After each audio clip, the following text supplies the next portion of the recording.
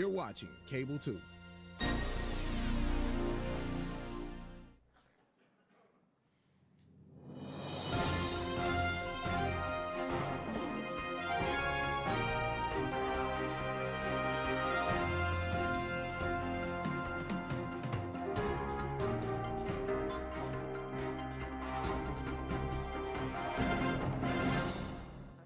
Good evening. I'm going to call to order the Buildings and Grounds Committee. I'm Leah Crowley, I'm the chair, and on the committee is also Dana Caudill-Jones, Lyda Calvert-Hayes, who's joining us remotely, Marilyn Parker, and Alex Bohannon. So we have all of our committee here tonight.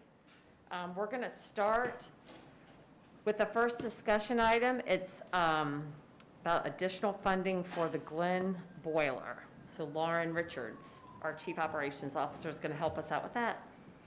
Good evening, committee chair, board members, and Ms. McManus. So the first item up is the Glen boiler.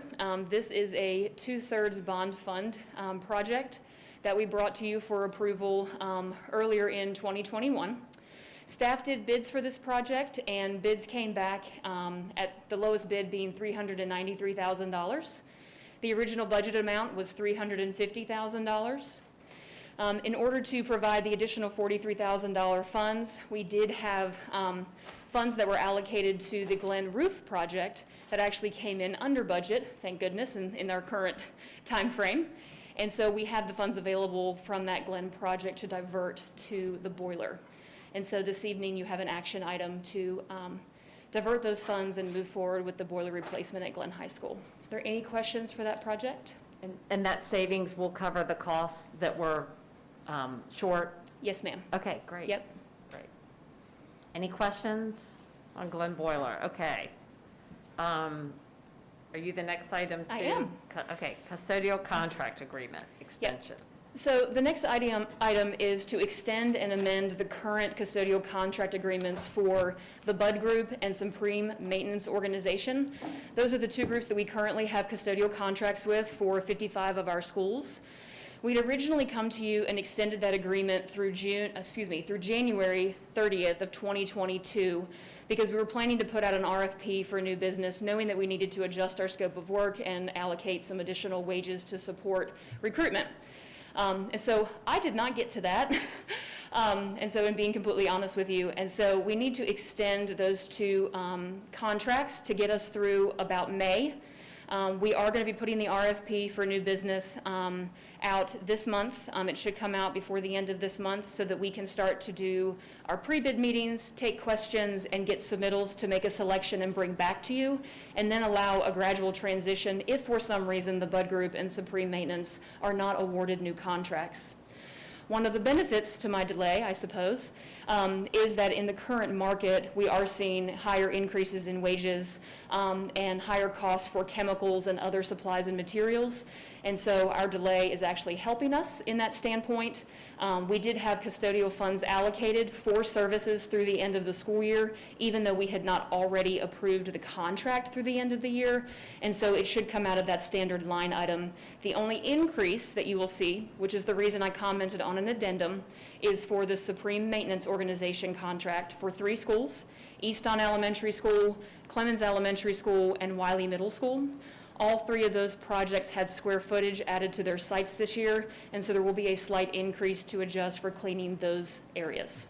If you have any questions, or sorry, before I get to questions, you will see that contract on the January 25th agenda for you to review and approve. Any questions on it? Oh, go ahead, Dave. I'm sorry. Do we know what the increase is going to be, and is that covered budget? You know, in the budget, we've got the funds to cover that. Sure, yes. So we do have money in the budget to cover that. It's in the current custodial line item.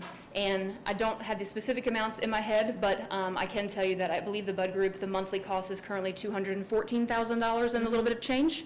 And the Supreme Maintenance Organization contract is about $294,000. That is the one that you will see have a slight increase, and that is the monthly cost. And so that'll be extrapolated by 4 months. And so those numbers, I think you had emailed those to me, but that doesn't include the increase. So it's just the the last one that'll have a little bit more? Yes, Right, okay. yes, the SMO contract will have a little bit more. Okay. So you mentioned increasing square footage. Do we ever get discounted for decreasing square footage, like not using the mobile units at Jefferson Middle or? So technically, no, we do not get discounted. However, I would also say that we have not done a superior job of communicating if we're going to shut an area down. That is something for us to look at in the future if for some Okay. reason we're no longer going to use a pod unit at a site per se, for us to communicate that to them. We don't have any areas right now that we're operating where anything is officially shut down. Okay, great. Thank you.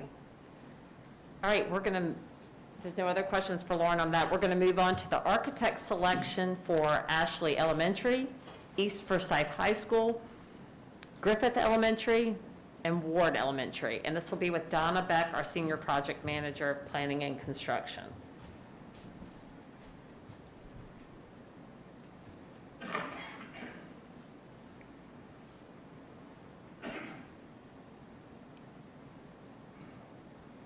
So good afternoon, Chair, board members, and Ms. McManus. As stated, my name is Donna Beck. I'm with Planning and Construction. So the information I'm going to cover today is the architect selection for the 2016 bonds. And those projects include Ashley Elementary, East Forsyth High, Griffith Elementary, and Ward Elementary. So in November of 2021, we posted an ad for RFQ to the website and emailed it to numerous design firms. We received 25 proposals back, 25 valid proposals. We looked at those proposals and then narrowed that down to 11 firms.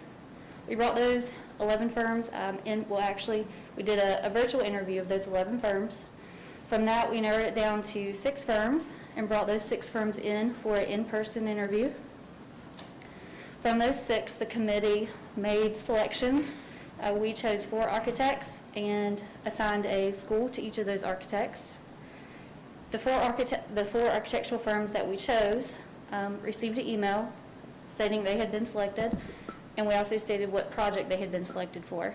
And the 2 firms that were not selected were notified by email as well. The committee used a matrix scoring process.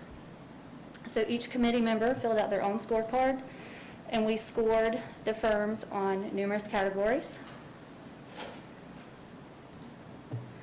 The selection committee consisted of ultimately 5 committee members, each of us with differing backgrounds, but all of us with the same common interest: our schools, our staff, and our students. And our final selections, we have Walter Robbs for Ashley Elementary, DLR Group for East Forsyth High, Ursoy, Brake, Appleyard Architects for Griffith Elementary, and Morrisburg Architects for Ward Elementary. So that concludes the information I have for you. So if you have any questions, you may begin.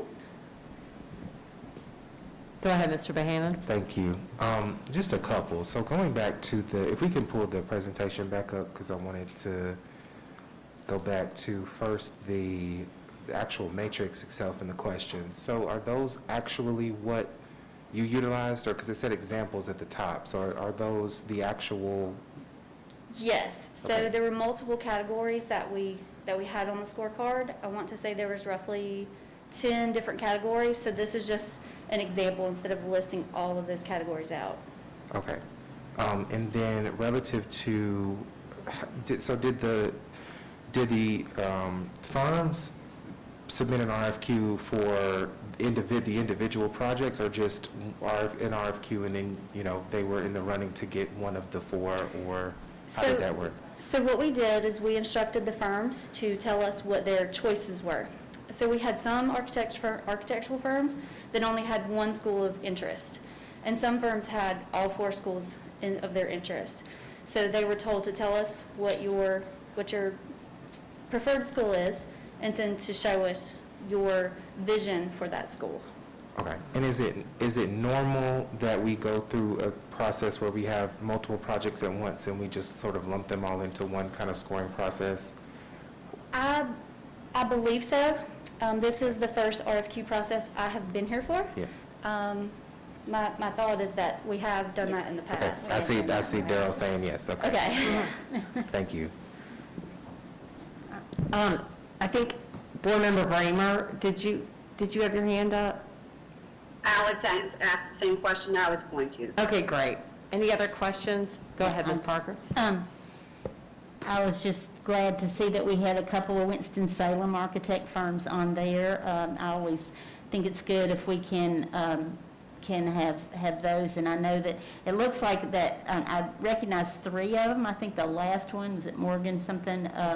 Have they done any projects for us before? I think the other 3 have, I know, but. Morrisburg was the last one on the Yes. list. We have used them for, I believe, evaluations, but we have not actually used them for a school design that we have actually built.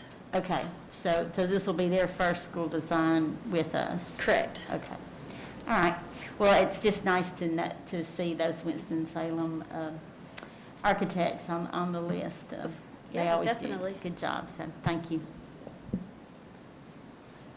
Okay, thank you very much. Go ahead, Ms. Woodbury. Oh, sorry. And I don't know if it's any question for you, Donna. I just wanted to make a comment about, of course, we know that in the community, the advocacy around Ashley Elementary School has been, very focused and specific, and the community has definitely, and I do think even with this board, we've had some community conversations about what the new Ashley would look like. And I think that the community has been very intentional about a community school and what that encompasses. So I'm hoping that the superintendent and staff will be able to direct the architectural team around, the community school and what that looks like, and I would hope that the board would be able to see any design plans before they're acted upon, so that, we're, on one accord with the community around what the new Ashley would look like. Yes, agreed.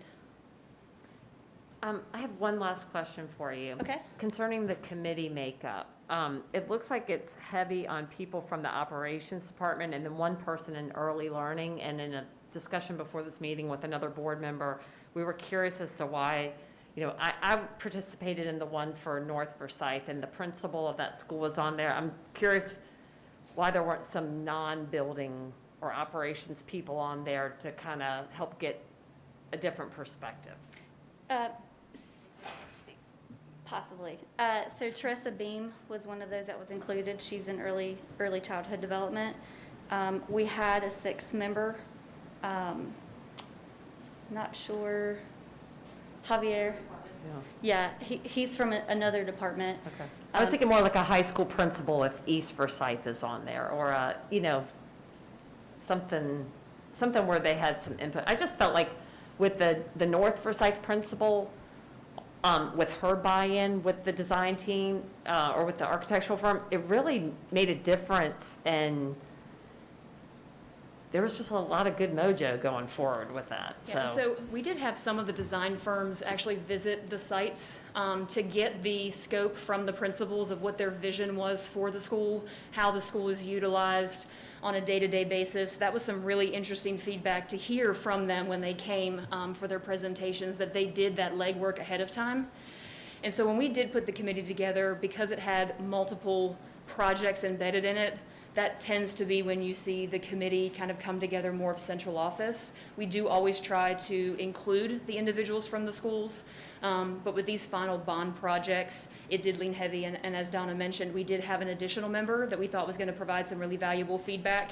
Schedules are really tight right now when you're trying to plan 11 virtual interviews and 6 face-to-face, and we started that process with a 6th committee member, and we had to eventually just kind of separate them from that so that we could move forward. Okay, thank you. We definitely appreciate the feedback, and we'll always take that back to have those principals present. Okay, great. All right, our next item is concerning public hearings on naming a new maintenance facility and RJ Reynolds High School practice field. And that'll be with Mr. Walker. Thank you. Good evening. I'm going to thank Donna. I think that's her first formal presentation and a tough one to have to go through. So I really want to thank her on behalf of our operations team of taking one for the team there. So really appreciate it. She's going to be a valuable asset to our department. The request today is really around 2 public hearings. We need a board approval when it comes to naming rights for facilities. Just kind of how the policy works is we have to advertise it for the public hearings for 10 days. And then we would have a public hearing at one at a board meeting, and the following is kind of a voting, unless you amend the agenda to do it all at one time. We have a request to have a public hearing on the naming rights for the RGR practice field, as well as the new maintenance facility that we're going to be working on with the county as we exit Lansing Drive in a couple of years. And so the request today is just to allow us to advertise and move forward with a public hearing advertisement for those naming rights. So do we get information on who they're being named for or who's requesting, or does that come later? So there's a form online that people have to fill out if they want to send names in or request. We just got a formal request. I did receive one from the county for the maintenance facility, and then that one will come forward. Those forms go through Dion's office, and then on the public hearing, anybody can bring a name to the podium. And then the board would have to vote on whether it's what comes in the podium or what gets turned in to Dion. But I do, right now, I do have a formal request from the county on the naming of the maintenance facility. I don't have the form in on the RJ. I have a request, formal request in just by phone, verbal request. They'll be sending that in here shortly. Okay, any questions for Mr. Walker? Yes, Board Member Bramer. Yes, this is, I had sent an email and I had a question about these 2 contracts. Have they been funded? Are they set in stone at this point? Or is it a possibility that we can bring this back up and reverse the spending to give that money to teachers? That is a question for. I don't think that's what we're talking about here. This is about naming the maintenance facility and a practice field. If we reverse the contract, there's no naming necessary at this point. On the maintenance? On the maintenance? You're talking about on the maintenance facility? You're muted. Oh. You're muted, Ms. Bramer. Hey, Andy, you're muted. Yeah. Ms. Bramer, we can't. I said, can we, is this contract actually, has it been paid out so that we can't get the money and stall it for another year? Or where are we on that contract so that I know? I mean, that's the question I had asked prior to the meeting is this already set in stone? Because I would rather give the money to the teachers if possible. Well, I think we're talking about different buckets of money. These are capital dollars. I'm not even sure how much money we have invested in a maintenance facility. Is that more of the county? Yeah, the county's funding that project. Okay. To And then build that out. for the practice field, we're talking about a little. $1 million. Any cost that's incurred by putting up signage of a name falls back on the folks that are making the recommendations. I believe if she's probably referring to the fact that the 3 practice fields, Parkland, there were 3 involved, that money that was identified was coming out of fund balance, I believe. Oh, yes. So that's what I believe Ms. Bramer's talking about. So you all That voted. is exactly yeah. what I'm talking about. So that couldn't be used for Can't have salaries delay. because it's not renewable. That's a one-time cost. So that's not something that could go into a salary schedule because it would not be available for the next school year. But also just Right. No, it can't, but it can be an order. offset, small amount of bonus to add to the money that we are trying to accumulate. That's why I asked the question. But just Okay. a quick point of order. My understanding was that specifically this agenda item was for talking about the naming of this maintenance facility, which we have to do because we have to move. That's not a possibility. We got to go.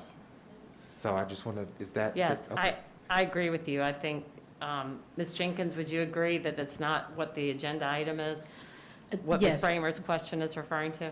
Yes, ma'am, that's correct. And I also wanted to provide the specific names that were submitted for each of these properties. There were naming submissions completed online.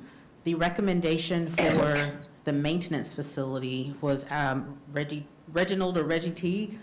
And the recommendation for R.J. Reynolds High School practice field was M. Douglas Crater. So former coach there. Yeah, I was going to say, yeah, former football coach, right? Yes, And ma'am. Douglas Crater, okay? Yes. And I do note that on our, so for the public too, if they wanted to submit other names, or there's a link for facility naming submissions that everyone should be able to pull up from the website, right? That's correct. It's policy 8120. There's a link to that form online. And I'm happy to share that if anybody needs assistance accessing that. Yeah. And then we would post that, if you approve the public hearing, we would post that and give folks 10 days to send that information in. Okay, Ms. Calvert-Hayes, your hand is up? Yes, Gerald, this is Lida. I wondered, how long do we have? Is there any time that we're going to need to be able to get people together as far as naming rights or anything like that? I mean, are we looking at a push to do this, to go ahead and do it as soon as possible? Where do we stand on that? Typically, there's no real push on it, but typically when we're working with architects and folks of that nature, they always like to get that out on the front end, to begin with the signage, because we have a standard of what we want that to look like. And so to work with those folks, we typically like to get that out a little early in the process. Great, thank you. Yes, ma'am. Yes, Ms. Woodbury. Yes, could we possibly get a bio on any of the folk that are submitted so that we can kind of vote intelligently about who we're naming our facilities? Yeah, I'll tell you, I will bring that to the next B&G. I typically bring those things to B&G anyway, prior to, I can bring that. Deon's got some of that in that form, I'm sure, but I can bring that to the next B&G. Yeah, the form, doesn't the form have that on Yes, ma'am. there? So can we have access just to the form or whatever? Yes, ma'am. Dion? I will email it to you all right now. Okay. And I thank you. know, I don't think this, in the last couple of years, we really haven't gone through the naming piece. And then a few years ago, we named there was a lot of requests coming in. So I think you'll see when you look at the form, that it covers all of that. It also even ensures that, the cost of the signage or things like that would be covered. So it's, Yeah. And also, when people come to be advocates, they're pretty passionate. Yes. They'll let you know a lot of other things on the form, which is very nice. Yeah, just so I'm transparent about this process as it relates to the maintenance facility, once it's approved at this level, it's going to go to the county commissioners because they're going to own the building.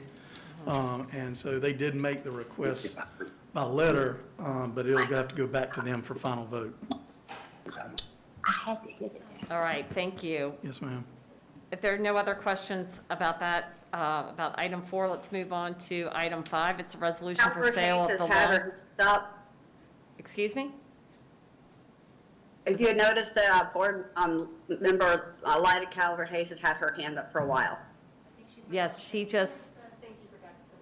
I think she, Lida, do you have another question, or did we get you already? Yeah, I believe Ms. Calvert-Hayes has already weighed in. We answered her question.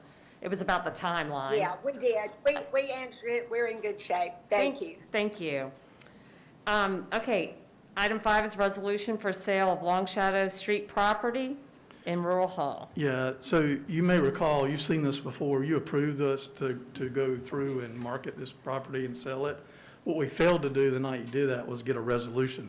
And so we need a formal resolution in order to take to the county in order to surplus the property. And so it's just a basic paperwork piece that we need to dot an I and cross a T on, and then we can move forward on that. Any questions for Mr. Walker on that property? Okay, great. Next one, we're going to keep you up here in the hot seat for a while. That's it. Okay, air filtration system. Yeah, I want to run through this one pretty quickly just to give you a kind of an update, kind of where we are. And this one, I will comment too, it's also on the board meeting agenda, so we will be revisiting it later in the Yeah, evening. I'm going to hit some highlights really quickly.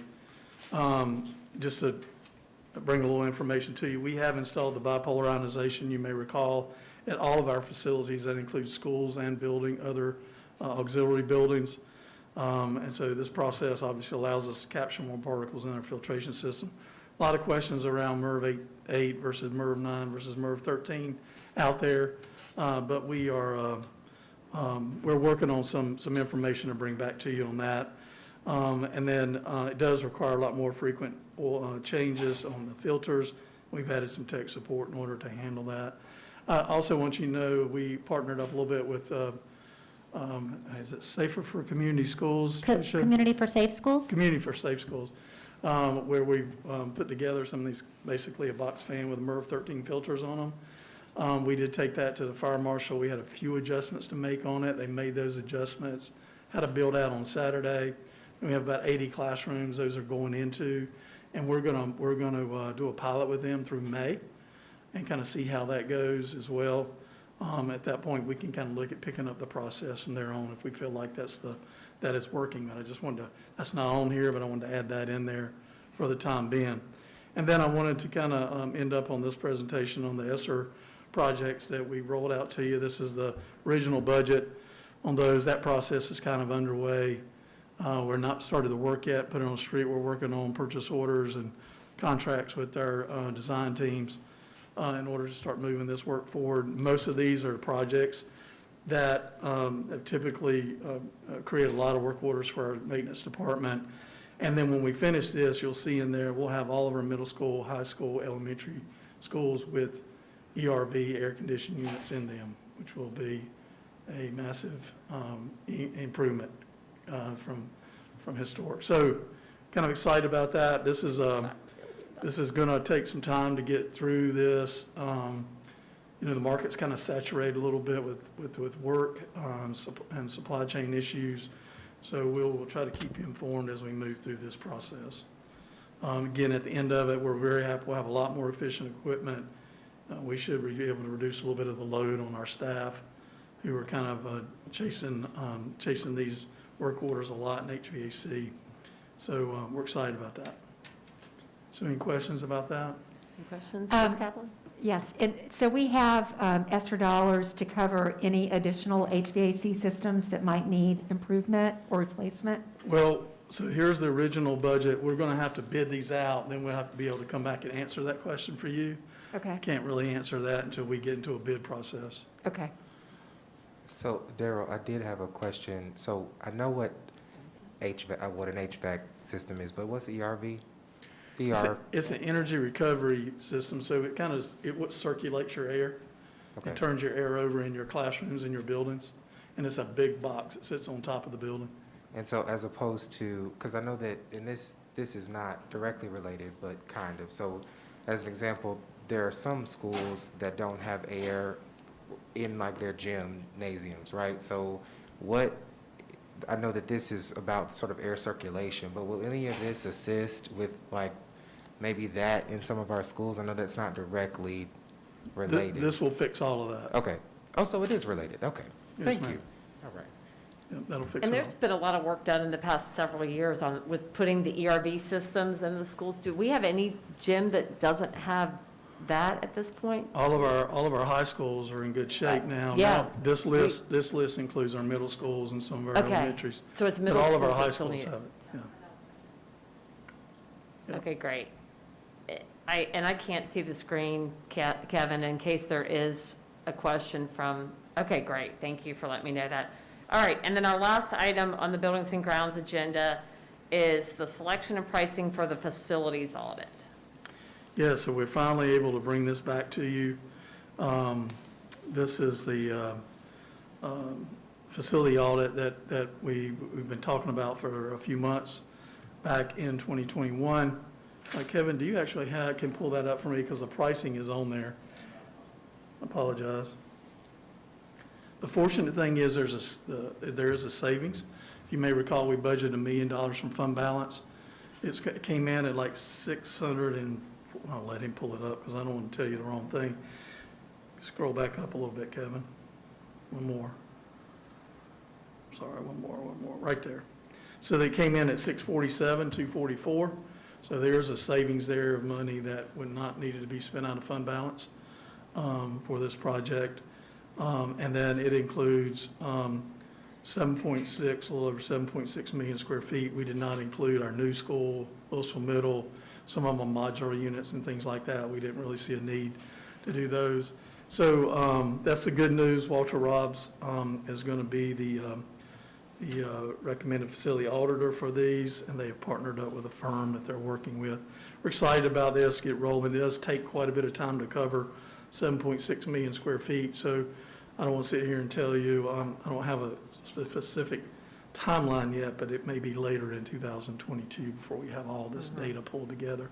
So, but the exciting thing is, for once, we're bringing you back something where there's a savings, so excited about that. Any questions about the facilities audit? I bet you never thought we were going to get through all that in 30 minutes. I'm trying. We did. I'm trying. It's 5 All o'clock. right, we still got to vote. So we got our action items. All right, so is there a motion to approve additional funding for the Gloam boiler? So moved. Second. Great. Any questions or discussion? All those in favor?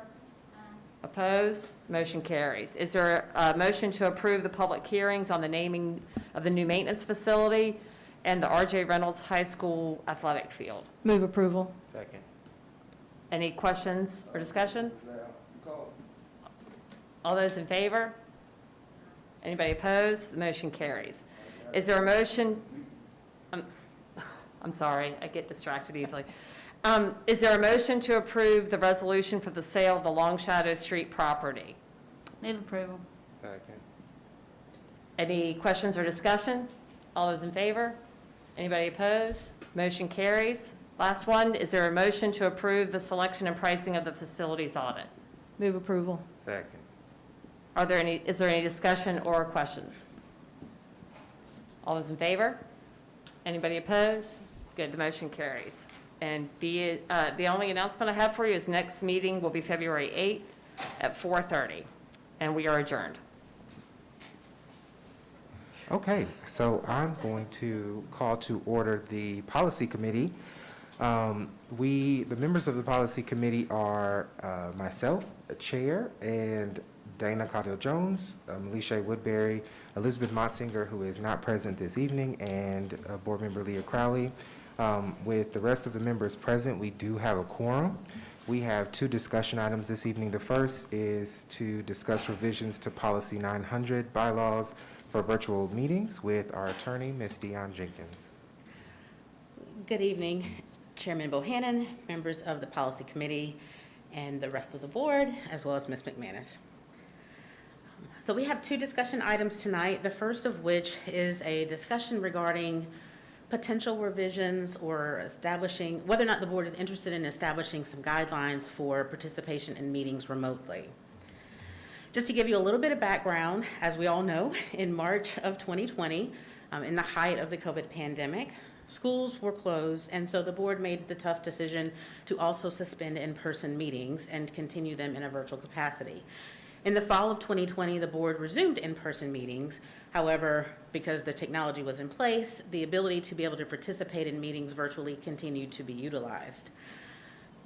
Additionally, the General Assembly passed legislation that specifically allowed for all public bodies to be able to conduct business in a virtual setting, and they set forth certain parameters for how that would take place.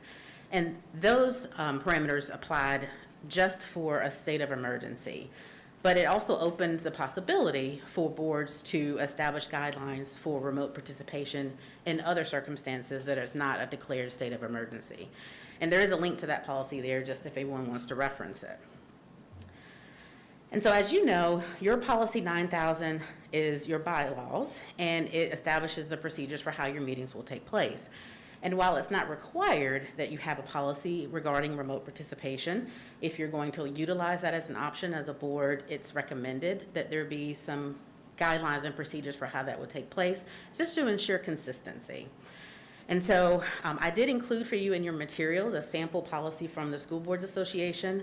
Not everything in there is required. They included some options as well as some references for circumstances where that might be appropriate or some things just for your consideration. But I wanted to use this as an opportunity to solicit feedback from you all as board members about whether you're interested in revising your policy to allow for remote participation or having a separate policy altogether. And if so, what will those guidelines be? And then based on your feedback tonight, I will come back to you with a proposed policy that reflects your wishes. And so I have some considerations here just to kind of get the conversation going and get you thinking about different aspects of this.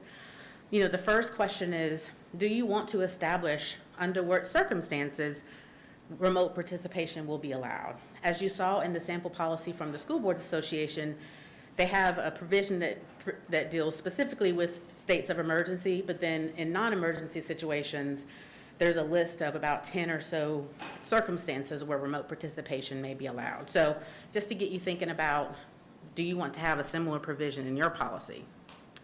Also, what platforms or what other electronic means do you want to use? Primarily in this district, we've been using Zoom.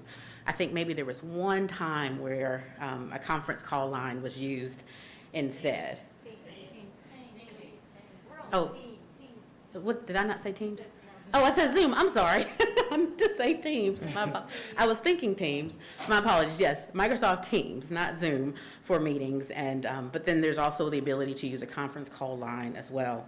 I would not recommend someone using a cell phone or something like that, just because it would be extremely difficult for communication to take place. But do you want to establish what your means will be? Also, visibility requirements. As you know, in Teams, you have the ability to turn your camera on and off. Do you want to set any requirements for when the camera must be on? Also, you might want to think about differences between open session and closed session.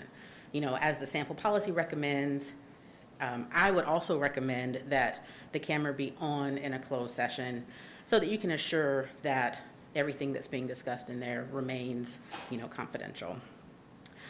Also, how will you account for voting to take place when a member is participating remotely? Will you use the raise hand feature on Teams, or will you require that everybody respond orally with an aye or a nay to make sure you account for everyone? And then how will board members be recognized for discussion? I think you all have done a really, really good job of navigating that because of the raise hand feature.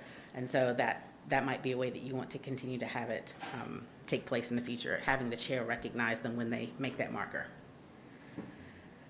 So some additional considerations, is how much prior notice should a board member submit to the superintendent just to request the ability to participate remotely? Are there circumstances where remote participation should not be allowed? So for example, in the sample policy, quasi-judicial hearings is one of the examples of times where they do not recommend the board members participate remotely, just because of the fact that you have to be able to see and hear the people and the evidence and the materials being presented. That can be more difficult and challenging in a remote setting. Technical difficulties, we all know they happen. How will those be handled if those arise during a meeting? If a board member for some reason loses connection, how will that be addressed? Also, when they revive their connection, how will that be noted so that it can be reflected on the minutes that a board member, was in and out for a period of time? So those are just some of the considerations that I wanted to pose to you all, but now I will tender the floor to you for your feedback and comments, and I will be taking notes. And the next steps would be, like I said, I would bring back a proposed policy for you based on your feedback. So the first hand that I saw was Board Member Bramer. Do you have a question?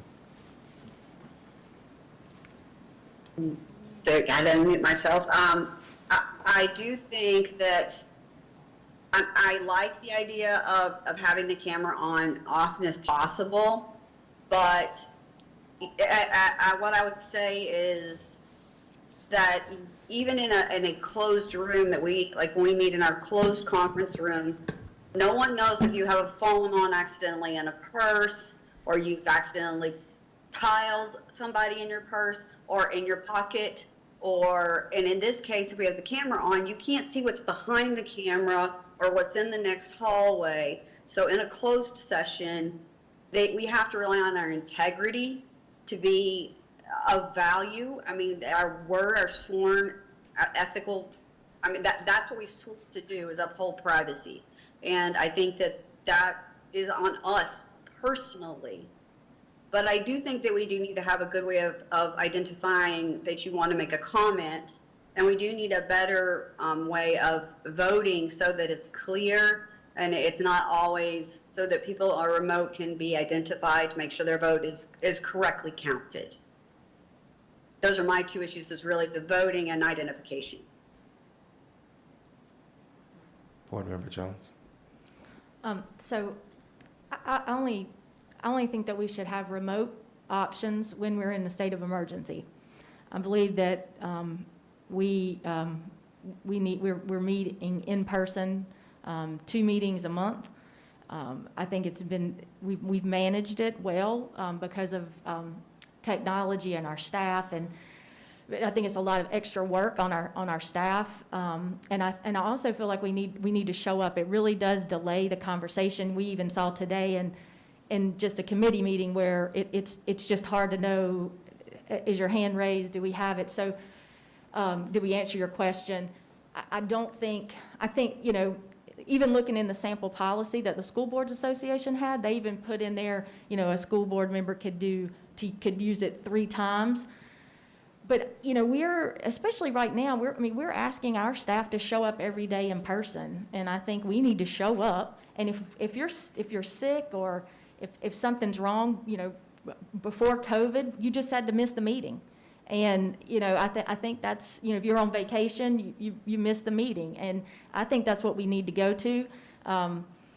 Before we try to go through all this, maybe we just need to know what you know, in a sense, is what's the majority of the board feel like. But I totally understand in states of emergency when you are not able to convene in person, and that's where we were, technology allows that, but otherwise I think we need to come in. Board Member Crowley. Thank you. I'm especially concerned about the closed sessions and, you know, the whole confidentiality piece in there and the sensitive information that we're dealing with. And I don't see any exception for that not being in person because of the nature of those meetings. Shay. Thank you. I just wanted to put on record that I did send Councilwoman Jenkins my reflections on the questions that were posed, and I think that essentially the board should consider allowing for some times during the year that, you know, we want to have that exception. Ideally, we'll always be able to be here face to face. But I do like the idea of the consideration, especially if you're sick and don't want to per se, you know, affect anybody, but you're able to, you know, still be present in, you know, a virtual way. So I think just some consideration around that would kind of be ideal, but so that's my 2 cents worth. Board Member Parker. So let's say we did have, a board member did have an extenuating circumstance. Maybe they had a diagnosis that was compromising or something like that. Would we as a board be able to make a special provision just for that board member in a certain amount of time and things like that? Or, I mean, as a full board? Or would we need to have this policy in place in order to do that? So you don't have to have a policy, and in fact, we've been operating in this space without a policy for over a year, and so you don't have to. So you certainly could. I mean, if there was an extenuating circumstance such as that, you could certainly say we're making note that so and so is participating virtually, and so they will be counted present and be able to participate, et cetera. So you certainly could do that. I think it's probably best practice to have some sort of criteria, whether you incorporate it in a policy or not, that establishes, just so you can make sure, like Ms. Reimer said, votes are accounted for, and like Ms. Crowley noted, what the requirements are for closed session and other types of situations. But but you're not required to put it in a policy. That would be, I guess what I'm saying would be in a really extreme case, that we as a board collectively could say, for this amount of time, we will allow this to happen under these conditions. We could do that without a policy, correct? That's correct. That's similar to what happened in 2020. So I think for the sake of time, okay, Board Member Bramer. Medical information is, for me, is a real concern. That is private information, is protected information, and we should not be publicizing that we require you to provide medical notice in order to attend a virtual meeting. I just don't find that appropriate at all. Thank you, Board Member Bramer. So what I was going to say is, for the sake of time, Ms. Jenkins, what might be best is, could you take the questions that you posed in your PowerPoint, put them in a Google form, and then send them to each board member so that at the next policy committee meeting, you can kind of compile those into a draft that we could review and then vote on. But the reason why I think that that probably would be best is because I know that my perspective is similarly to how the pandemic, I think, has changed the sort of landscape almost foundationally for everything and every facet, and including how we can, what is possible relative to attending meetings virtually and doing a bunch of other things. I think all of us as board members have a duty and an obligation to serve our constituency. And although prior to the pandemic, there was not an apparatus for people to attend meetings virtually if they needed to, I certainly agree that there need to be policies and rules in place to kind of normalize when and why that happens. I don't know if I necessarily agree that it needs to be so stringent that it has to be in absolute emergencies, because if I, have a babysitting mix-up and I need to stay home with my godchildren, I don't want to have to skip a meeting, and I don't want to have to not attend, but I would be more than willing to do something like defer to one of my colleagues to chair the policy committee meeting while I attend virtually, if that makes sense. So I think it'd be best if we all were given an opportunity to weigh in, and then at the next policy committee meeting, we can vote on a substantive document. Does everybody? Yeah, I think there's a huge, you hit a good point there. There's a huge distinction between listening to a meeting and doing that part as opposed to leading the meeting. And it has been inefficient and it has been difficult when a meeting is led by the virtual, the chair that's being virtual, that's on virtual. And I just one last comment. There are mix-ups that go on all day long, I'm sure, with our employees, but they don't get to say, I'm going to have a remote day today.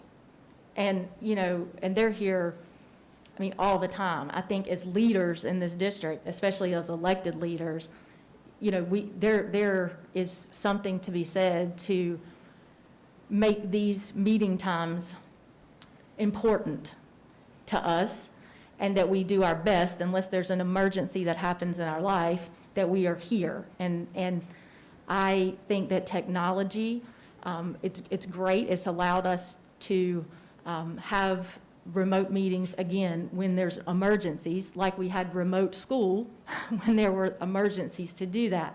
But we have brought people back into the classroom because we know that remote piece is not the same in front of instead of children standing with their teacher in the classroom. And I think it's the same thing that happens here. We're not talking about this every day. And again, I would just really encourage folks to just think about just in those cases of an emergency. And if the majority does not want to do that, then I do think there has to be some, there also has to be some accountability. So if we leave it open, then maybe you don't miss ever, because if you did vacation that week, just call on in. There's very few times that we meet, and for not being able to make it. And I don't know about you, but when I'm not feeling well, you probably don't want me calling in because I don't feel well. I don't need to be probably making decisions or are doing those kinds of things. Again, I think as an elected body, we are asking people every day in this district to show up to work. They don't have a remote option in that classroom, and I don't think we should have a remote option in this boardroom.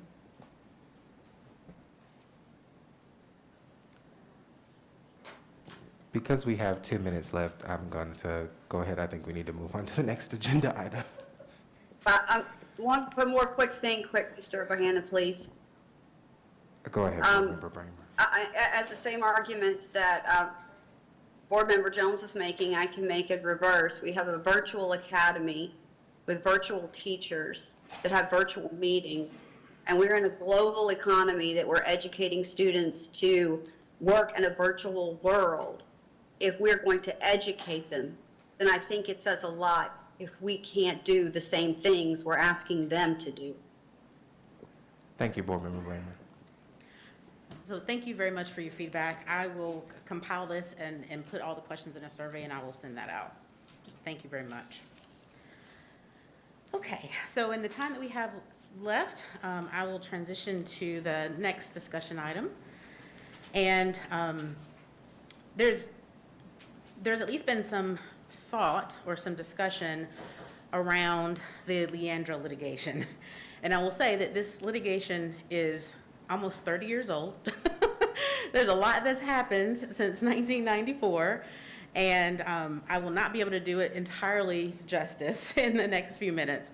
But I did think it would be helpful just to have a little bit of background and context and just advise you as far as what the current state is of the Leandro litigation. So just to give a little bit of background, the first Leandro complaint was filed in 1994. And it was, the plaintiffs in that action are students, family members, as well as local boards of education from 5 low-wealth counties: Vance, Hoke, Halifax, Cumberland, and Robeson counties at the time. And so the individual for whom the complaint is named after, Robert Leandro, was a student in Hoke County schools at that time. Just to give you, again, an idea of just how much time has transpired, I believe Mr. Leandro was a freshman in high school when the action was initiated. Now he's a practicing attorney with a law firm in Raleigh. Another fun fact, Mr. Leandro and I were sitting in the same room at the same time taking our bar exams. So he passed his bar in 2006, and so did I. And of course, I didn't know him at the time, but little interesting tidbit that I learned in reviewing for this matter. So the defendants in the action are the state of North Carolina as well as the State Board of Education. Interestingly, after the complaint was filed initially in October of 1994, 6 urban districts joined into the lawsuit. Now, their claims were very different. The original complainants claimed essentially that they did not have, that the state had failed to provide sufficient funding to support their operational and other needs. Their facilities were in disarray, in need of repair. They were low-wealth counties, so they didn't have the tax base to generate the local funds to supplement for their operational needs, nor did they have the funds to supplement their teacher salaries and other resources so that they could recruit highly qualified teachers. The claims of the urban districts centered around funding, but from a different aspect. They essentially alleged that urban districts, especially large urban districts, have different needs and special needs and actually have to educate a large number of students with highly specialized needs, special education population, highly academically gifted, English language learner, et cetera. And so therefore, they're having to divert funds that they receive for regular services to support those students, and therefore the funding is insufficient. Winston-Salem Forsyth County Schools was actually one of the urban districts that joined in 1994, along with Charlotte-Mecklenburg, Durham, Buncombe, Wake, and Asheville City Schools. And so the complaint centered around a constitutional violation based on Article 1 and Article 9 of the Constitution. And essentially, they alleged that the state had failed to properly fund the schools and to provide a quantifiably adequate education for those students. Initially, the case was filed as for injunction relief in Superior Court. The defendants filed a motion to dismiss. That was appealed to the Court of Appeals. The Court of Appeals actually reversed that and said that the case should be dismissed. And then that was further appealed to the Supreme Court. So there's a lot of back and forth going on there. But ultimately, in 1997, the North Carolina Supreme Court held that North Carolina Constitution guaranteed every child an opportunity to a sound basic education, but not necessarily equal funding and equal educational opportunities. And so, I'm going quickly just because of time. So that's the Leandro 1 case that you may have heard about. That was remanded back down to the trial court. Judge Manning was appointed and actually oversaw litigation for the next several years. The case was bifurcated into Hoke County only, and then the rest of the cases were kind of put on hold.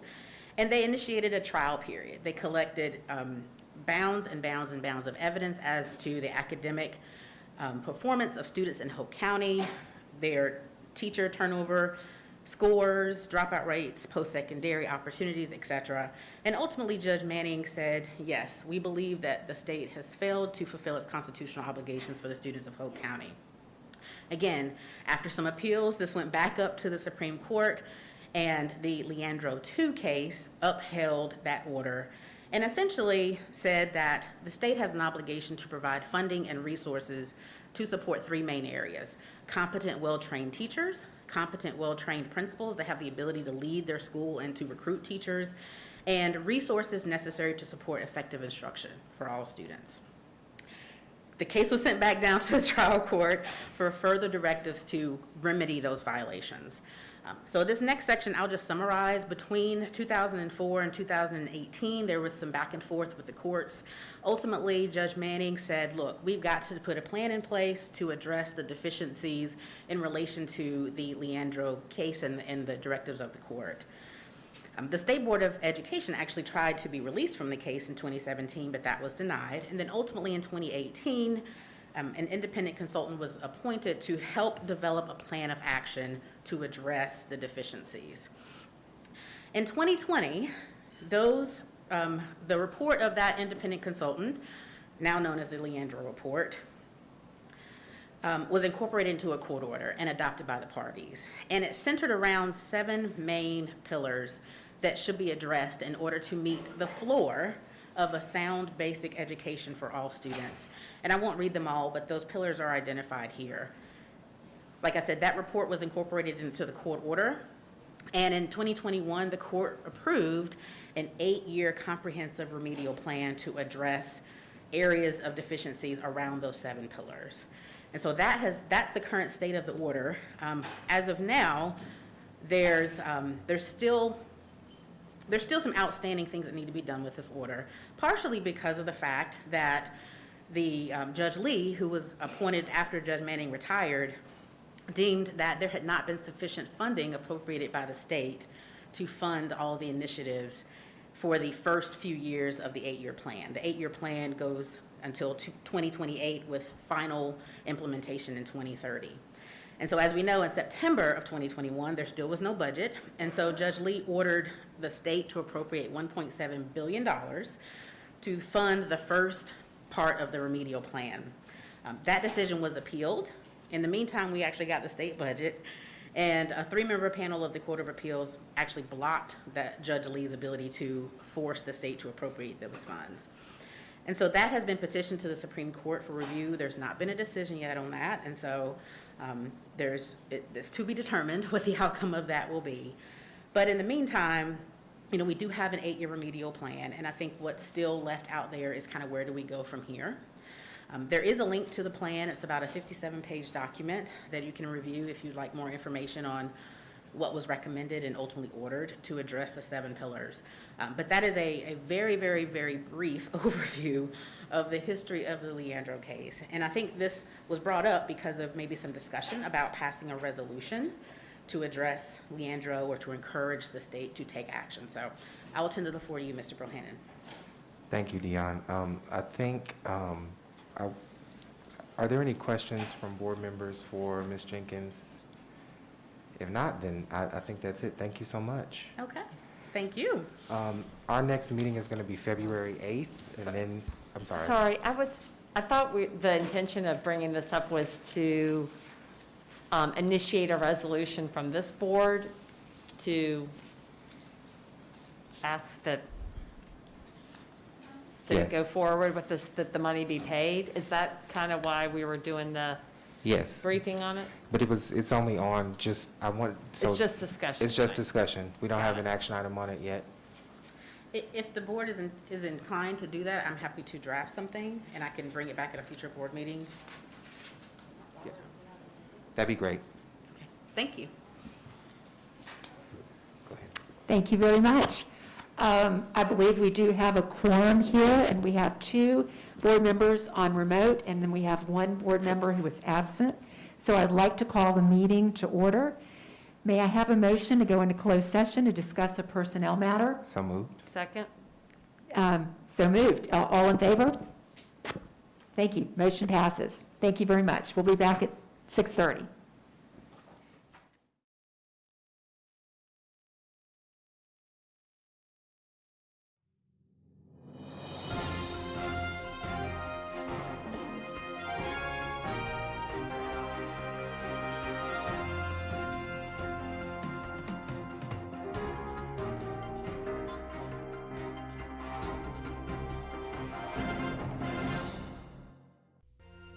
Thank you for joining us on your school channel, Cable 2.